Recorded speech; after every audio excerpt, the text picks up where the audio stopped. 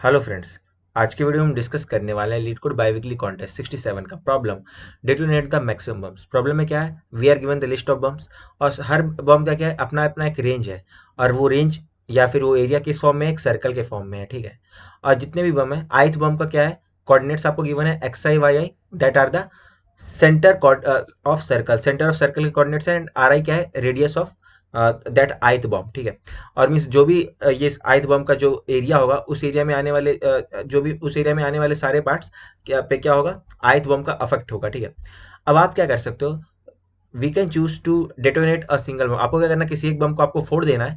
उसके बाद क्या होगा पता है, कोई बम जब भी फूटेगा ना, तो उसके रेंज में जो भी बम्स आ रहे होंगे वो सारे भी उसके साथ में फूटने लग जाएंगे और ये रिएक्शन क्या करेगा, रिकर्सिवली चलता जाएगा। मीन्स मतलब आइथ बम से सपोज जेथ बम डिटोनेट हुआ तो जेथ बम से केथ बम भी डिटोनेट हो जाएगा। ठीक है, अब देखिए, कोई बम किसी दूसरे में, कोई आइथ बम कोई जेथ बम के रेंज में कैसे आएगा, जब आइथ बम का जो सेंटर होगा, आइथ बॉम्ब का सेंटर जेथ बॉम्ब के एरिया ऑफ मतलब जो अफेक्टेड एरिया होगा जेथ बॉम्ब का, उसमें लाई करेगा तो आइथ बॉम्ब क्या होगा, डेटोनेट हो जाएगा जेथ बॉम्ब से। ठीक है, तो जैसे देखिए एग्जांपल देखिए, यहाँ पे क्या है, आपको एक बम गिवन है जिसका कोऑर्डिनेट है 213 एंड सेकंड है जिसका कोऑर्डिनेट है 614।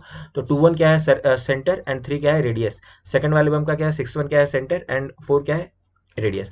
तो अगर आप देखोगे यहाँ पे आपको तो मैक्सिमम किसी आपको एक बम को ही, मतलब आपको किसी एक बम को डेटोनेट करना है, उसके बाद बताना कि मैक्सिमम कितने बम डेटोनेट हो पाए उसकी वजह से। तो ठीक है, तो अगर आप लेफ्ट वाले बम इसको अगर आप डेटोनेट करोगे तो देखो राइट वाला बम अनअफेक्टेड रह जाएगा, क्योंकि देखो दोनों का कुछ एरिया ओवरलैप कर रहा है, लेकिन जो अपना राइट वाला बम है उसका जो सेंटर है वो अपने लेफ्ट वाले बम के अफेक्टेड एरिया में नहीं आ रहा है, क्योंकि लेफ्ट वाले बम का अफेक्टेड एरिया क्या है, पाई आर स्क्वायर। तो देखो उसका जो भी एरिया है उसके अंदर राइट वाले सर्कल का रेडियस नहीं आ रहा। ठीक है, लेकिन अगर आप राइट वाले बम को अगर आप डेटोनेट करोगे तो देखो लेफ्ट वाले बम का क्या है, जो सेंटर है वो क्या आ रहा है, राइट वाले बम के एरिया में आ जा रहा है। ठीक है, तो मीन्स क्या होगा, अगर आप राइट को चलाते हो तो लेफ्ट भी अपने आप डेटोनेट हो जाएगा। तो मीन्स हम क्या करेंगे, यहाँ पे हम राइट वाले को डेटोनेट करेंगे। ठीक है, तो उससे क्या हो जाएगा, मैक्सिमम आप 2 को कर पाओगे। ठीक है, लेफ्ट को करते तो सिर्फ एक को आप डेटोनेट कर पाते। ठीक है, तो अपना आंसर क्या होगा 2। चलते हैं प्रॉब्लम की अप्रोच की तरफ। प्रॉब्लम की अप्रोच के बारे में आपको मैथमेटिक्स कुछ बताना चाहूंगा। अगर सपोज आपके पास 2 पॉइंट्स है x1 y1 and x2 y2, means 2D plane है आपके पास। तो अगर आपको इनके बीच का डिस्टेंस निकालना है तो इनके बीच का डिस्टेंस क्या होता है, इनके बीच का डिस्टेंस होता है d। तो d को आप क्या लिख सकते हो, d इज इक्वल टू क्या होता है, under root of x1 minus x2 का square plus y1 minus y2 का स्क्वायर। ठीक है, आप इसको ऐसा लिख सकते हो। अब देखिए, अगर आपके पास ये एक सर्कल है। ठीक है, ये आपके पास अगर एक सर्कल है तो यहाँ पे जो भी जो आपका मतलब पेरीमीटर पे जो भी पॉइंट्स है उन सब का सेंटर से कितना डिस्टेंस होता है, आर, मतलब रेडियस डिस्टेंस होता है ना आर। ठीक है, तो देखिए कोई भी पॉइंट होगा जो कि अगर अपने सर्कल के एरिया में, मीन सर्कल के एरिया या फिर उसके पैरामीटर में इनसाइड सर्कल या on the point of circle है, तो उसका जो मैक्सिमम डिस्टेंस क्या हो सकता है, आर हो सकता है। ठीक है, कोई एक पॉइंट सपोज यहाँ पर है। ठीक है, तो इसका डिस्टेंस सपोज एक्स है। ठीक है, तो एक्स जो होगा, एक्स हमेशा क्या होगा, less than equal to r होगा। ठीक है, अगर कोई गिवन पॉइंट है और उसका और वो क्या है, आपके सर्कल के इनसाइड या फिर सर्कल के पेरीमीटर पे लाइक कर रहा है, तो गिवन पॉइंट का जो डिस्टेंस x है वो हमेशा less than equal to r होगा, क्योंकि देखो हमारे सेंटर ऑफ मतलब जो भी हमारा सेंटर ऑफ सर्कल है उससे किसी भी पॉइंट का मैक्सिमम डिस्टेंस कितना हो सकता है, r ही हो सकता है। ठीक है, उससे ज्यादा अगर कोई डिस्टेंस हुआ तो क्या हो जाएगा, आउटसाइड सर्कल चला जाएगा पॉइंट। सपोज कोई पॉइंट है p एंड उसका डिस्टेंस क्या है, उसका डिस्टेंस है y from the centre of circle, और अगर ये y की वैल्यू ग्रेटर देन हो गई r, तो ये वाला पॉइंट क्या होगा, जो p है वो आउटसाइड सर्कल लाई करेगा। ठीक है, अगर ये वैल्यू अगर y जो ग्रेटर देन r, तो मीन्स अगर कोई भी पॉइंट है वो अगर हमारे सर्कल के इनसाइड मतलब हमारे सर्कल के अफेक्टेड एरिया में आ रहा है, तो मीन्स उसका डिस्टेंस क्या होगा, हमेशा less than equal to r होगा। ठीक है, अब आगे हम चलते हैं। आगे हमको क्या देखना है, अब हमको देखना है कि कोई भी बम दूसरे बम को डेटोनेट कब करेगा। ठीक है, सपोज मानिए हमारे पास ये एक बम है जिसका सेंटर क्या है C1। ठीक है, और इसका रेडियस क्या है, इसका रेडियस है R1। ठीक है, अब कोई दूसरा बम है मतलब जिसका सेंटर क्या है C2। ठीक है, एक बम है जिसका सेंटर क्या है C2। ठीक है, उसका सेंटर है C2। ठीक है, और उसका रेडियस क्या है R2 आप मान लो। ठीक है, तो जो हमारा ये सपोज ये B1 है एंड ये B2 है, तो अपना बॉम्ब नंबर 1 है वो बॉम्ब नंबर 2 को अफेक्ट कब करेगा, जब बॉम्ब नंबर 2 का जो मतलब जो सेंटर है, मतलब कि सेंटर ऑफ सर्कल जो है उसका कोऑर्डिनेट क्या हो, हमारे बॉम्ब नंबर 1 के एरिया में आ जाए। ठीक है, तो देखिए अगर वो मतलब कि जो C2 है मतलब हमारे सेंटर ऑफ सर्कल से कोई भी पॉइंट होगा तो उसका डिस्टेंस जो भी आना चाहिए x वो less than equal to r होगा, तभी वो हमारे सर्कल के अंदर लाई करेगा। ठीक है, तो मीन्स अगर ये मतलब हमारे सेंटर सर्कल मतलब सर्कल 2 का सेंटर अगर हमारे बॉम्ब वन के रेंज में लाई कर रहा है, तो C1 एंड C2 के बीच का जो डिस्टेंस होगा, तो वो भी तो क्या होना चाहिए, वो भी less than equal to r होना चाहिए, तभी तो वो लाई कर पाएगा हमारे C1 की रेंज में।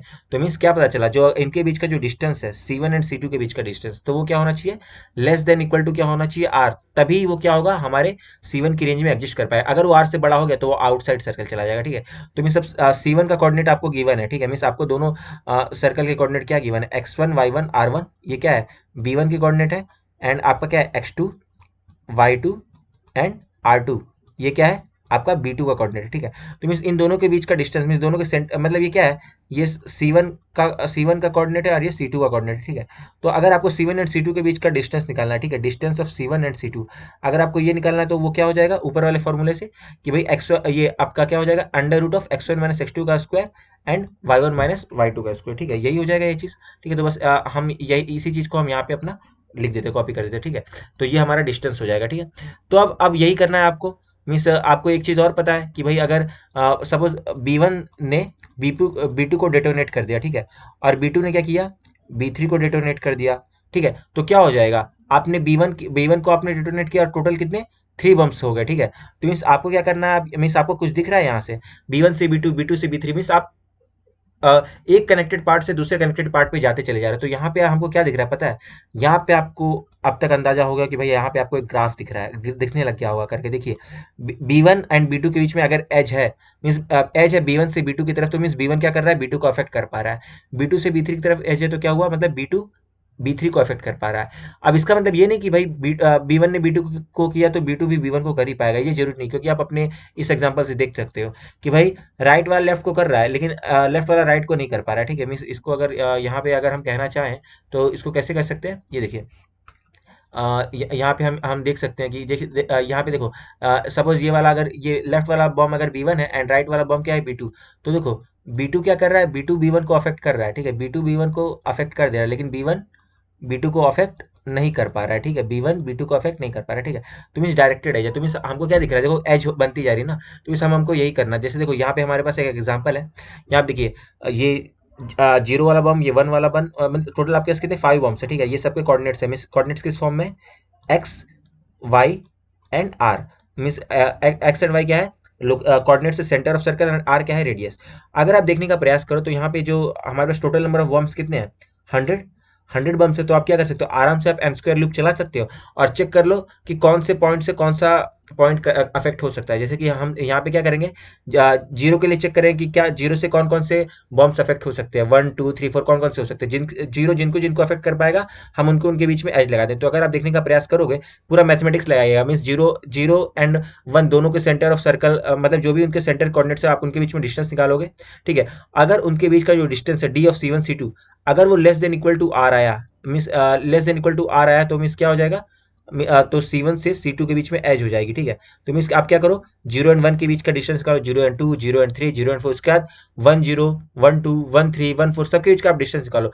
अगर आप कोई भी सपोज दो पॉइंट्स है, ठीक है, दो पॉइंट्स है डी आई, मतलब आई एंड जे, दो पॉइंट्स है, ठीक है, और आपने क्या किया, डी आई जे निकाला, ठीक है। अगर आई से जे का डिस्टेंस निकाला, अगर वो लेस देन इक्वल टू क्या है, सपोज आईथ वाला पॉइंट है, उसका रेडियस क्या है, R1, अगर वो less than equal to R1 हो, तभी आप क्या करोगे, आई से जे के बीच में एज बना दो, ठीक है। तो इस आप क्या करो, सारे पॉइंट्स के लिए आप ट्राई करेंगे। अगर आप ट्राई करोगे तो आपको ये मिलेगा, क्या मिलेगा, 0 से 1 के बीच में एज है, 0 से 2 के बीच में एज है। आप करके देखिएगा, पूरा मैथमेटिक्स है, बस आपको क्या करना है, जितने भी पॉसिबल पेयर्स हैं आई एंड जे के, आप सबके बीच में डिस्टेंस निकालो। अगर उनके बीच का डिस्टेंस जो डी है, अगर वो less than equal to, suppose आप आईथ पॉइंट के लिए निकाल रहे हो, तो अगर वो less than equal to r i आया, तो आप क्या करोगे, आई से जे के बीच में एज बना दोगे, ठीक है। जैसे कि आप मतलब कि आपको एग्जांपल दे सकता हूँ, D12 मीन्स आप 1 एंड 2 को चेक करो, अगर D12 less than equal to R1 आया, ठीक है, तो आप क्या करोगे, 1 से 2 के बीच में एज बना दोगे, ठीक है। तो इस हम यही करेंगे, तो अगर आप ऐसा करोगे तो आप क्या होगा, 0 1 0 2 के बीच में एज बनेगी करके आप देख लीजिएगा, 0 3 के बीच में एज नहीं बन पाएगा करके आप देखिएगा, क्योंकि उनके बीच का डिस्टेंस ग्रेटर देन आर आ जाएगा, ठीक है।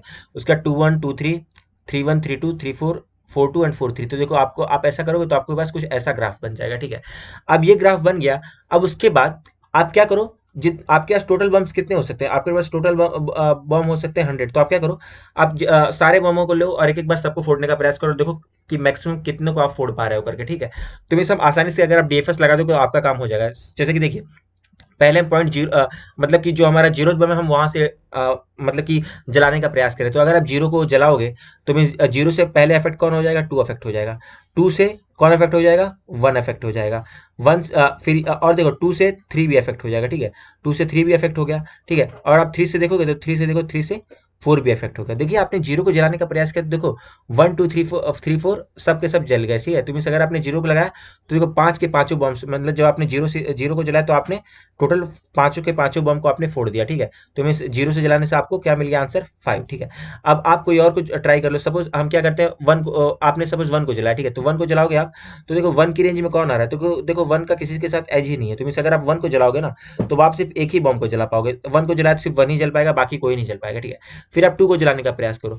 अगर आप यहाँ पे अगर आप टू को जलाने का प्रयास करते हो तो टू से देखो पहले कौन जलेगा, टू से पहले थ्री जल जाएगा, ठीक है।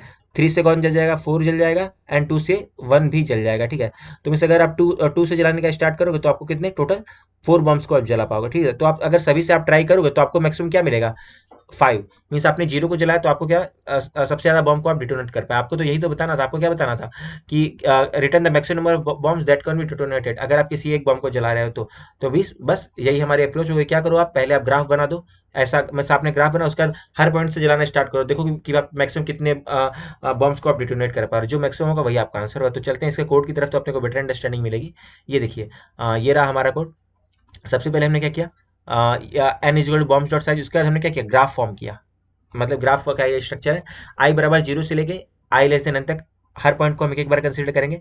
और ये क्या किया हमने, एल एल लिया, लॉन्ग लॉन्ग लिया, क्योंकि आप देखो आप रेडियस का, हम यहाँ पे क्या कर रहे हैं, रेडियस का स्क्वायर निकालने वाले हैं। और देखो आर आई 10⁵ हो सकता है, मीन्स तो वैल्यू ओवरफ्लो हो सकती है। मीन्स जैसे ये वाली चीज़ है ना, ये जो आपको लिखा हुआ है D is equal to under root of x one minus x two का स्क्वायर, इसको आप क्या लिख सकते हो, अगर आप दोनों साइड स्क्वायरिंग कर दोगे तो डी स्क्वायर बराबर क्या हो जाएगा, x one minus x two का square plus y one minus y two का स्क्वायर, आप इसको ऐसा लिख सकते हो, ठीक है। तो भी हम इसी चीज का यूज करने वाले, कैसे करेंगे, देखिए आपने आई पॉइंट को पकड़ा, उसके बाद फिर जे इक्वल टू जीरो से लेकर जे लेस देन तक सारे पॉइंट को आप उधर पकड़ो। अगर आई नॉट इक्वल टू जे है तो क्या करो, आप जेथ पॉइंट के कोऑर्डिनेट को पकड़ो, x two y two and r two, ठीक है। उसके बाद हम क्या करेंगे, डिस्टेंस का स्क्वायर निकाल रहे हैं, जो मतलब आई से जे के बीच का डिस्टेंस, हम उसके स्क्वायर को निकाल रहे हैं। क्यों, क्योंकि हम अंडर रूट में डील नहीं करना चाहते, ठीक है। जैसे आपको क्या कहना था, आपका क्या कहना चाहता है, जो डी है D should be less than equal to r होना चाहिए, ठीक है। तो आप इसको ऐसा भी तो लिख सकते हो, दोनों साइड स्क्वायरिंग करके D square should be less than equal to r square, आप ऐसा भी तो लिख सकते हो, ठीक है। तो मीन्स हमने बस यही किया, हम क्या डिस्टेंस का स्क्वायर निकाल रहे हैं, x one minus x two का square plus y one minus y two का स्क्वायर। अब कोई भी आइथ मतलब आइथ पॉइंट है तो जेथ बम उसके एरिया में कब लाई करेगा, जब उन आई एंड जी के बीच का जो डिस्टेंस है, दोनों के सेंटर्स के बीच का जो डिस्टेंस है, ये रहा डी स्क्वायर, वो क्या हो, वो लेस देन इक्वल टू किसके हो, आर स्क्वायर के, ठीक है। तो हमने आर को क्या किया, पी में सेव कर लिया, ठीक है। अगर D square less than equal to r square है तो आप क्या करो, आई डॉट पुशबैक जे कर दो, मीन्स ये क्या है, आपकी डायरेक्टेड एज है, ठीक है, डायरेक्टेड एज है, ठीक है। तो मीन्स ऐसा हुआ तो मीन्स जेथ जो बॉम्ब है वो आई बॉम्ब के रेंज में लाई करेगा। उसके बाद हम क्या करेंगे, उसके बाद आप हर पॉइंट से आप डीएफएस स्टार्ट करने वाले, तो डीएफएस करने के लिए हमने क्या किया, एक विजिटेड एरे ले लिया, ठीक है। उसके बाद हर पॉइंट से हम डीएफएस स्टार्ट करेंगे।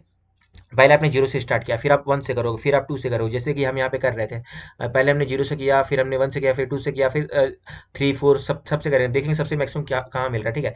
तो ये हमने क्या किया, डीएफएस किया, फिर हमने एक काउंट वेरिएबल पास किया, ठीक है। काउंट वेरिएबल था तो हमने क्या किया, ये अकाउंट का हमने क्या एड्रेस पास किया, एड्रेस क्यों पास किया, ताकि सारे रिकर्शन के बाद आपको एक्चुअल वैल्यू मिली। अगर आप एड्रेस नहीं पास करते ना तो बार बार काउंट का कॉपी बनता और आपको काउंट की एक्चुअल वैल्यू नहीं मिल पाती। तो हमने क्या किया, एड्रेस पास किया, ठीक है। अगर आप चाहते तो आप यहाँ पे काउंट ना पास करके सिर्फ आप विजिटेड को पास करोगे तो भी आपका काम चल जाएगा। मीन्स जैसे हम क्या करें, यहाँ से हम आप काउंट को हटा दो, ठीक है। आप यहाँ से काउंट को हटा दीजिए, तो और आप क्या कर सकते हो पता है, आप मतलब अपने डीएफएस को चला दो और यहाँ से आप अपने काउंट को हटा दीजिए, ठीक है।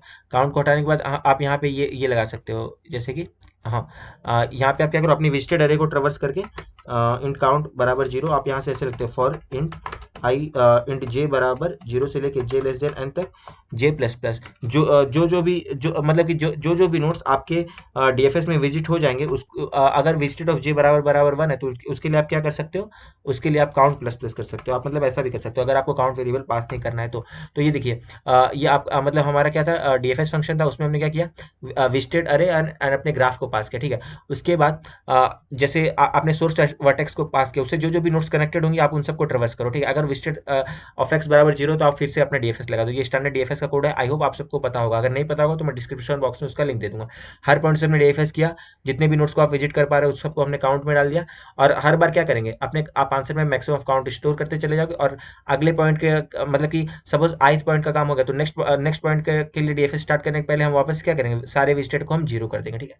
और in the last return answer. तो फ्रेंड्स आई होप कि आपको इसका एक्सप्लेनेशन एंड कोड दोनों समझ में आ रहा होगा। इस सर्कल का बहुत अच्छा प्रॉब्लम है। अगर आपको कोई दिक्कत है तो कमेंट सेक्शन में जरूर बताइएगा।